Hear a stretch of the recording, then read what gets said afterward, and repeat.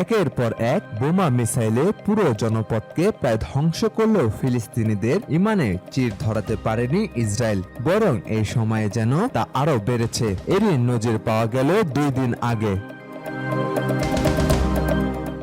গাজা যুদ্ধবিরতি কাগজে কলমে কার্যকর হলেও বাস্তবে তার পুরোই ভিন্ন চিত্র।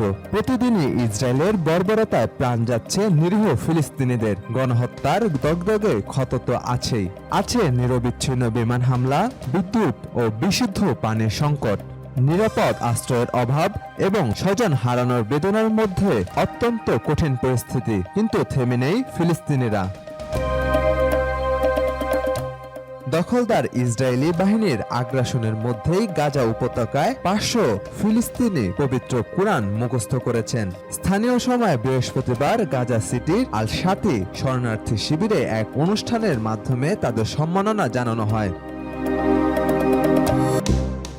এক প্রতিবেদনে টিআরটি ওয়ার্ল্ড জানিয়েছে, স্থানীয় ধর্মীয় ও সামাজিক প্রতিষ্ঠানগুলোর আয়োজনে এ অনুষ্ঠানে হিফজ সম্পন্ন করা পরিবারের সদস্য, হিফজ সম্পন্ন করা সদস্যদের পরিবার, আলেম, শিক্ষক ও বাসিন্দারা অংশ নেন। অনুষ্ঠানে উপস্থিত অনেকেই যুদ্ধের সময় একাধিকবার বাস্তুচ্যুত হয়েছেন। কোরআন তেলাওয়াত, দোয়া ও বক্তব্যের মাধ্যমে অব্যাহত বোমাবর্ষণ, অবরোধ ও মানবিক বিপর্যয়ের মুখে ধৈর্য, বিশ্বাস ও অবিচলতার বার্তা তুলে ধরা হয়। আয়োজকরা জানিয়েছেন, অনেকে বিপুল সংখ্যক লোকের ভিড়ের আশ্রয় কেন্দ্রে, ক্ষতিগ্রস্ত বাড়ি বা অস্থায়ী শ্রেণীকক্ষে মোমবাতির আলোতে পড়াশোনা করেছেন।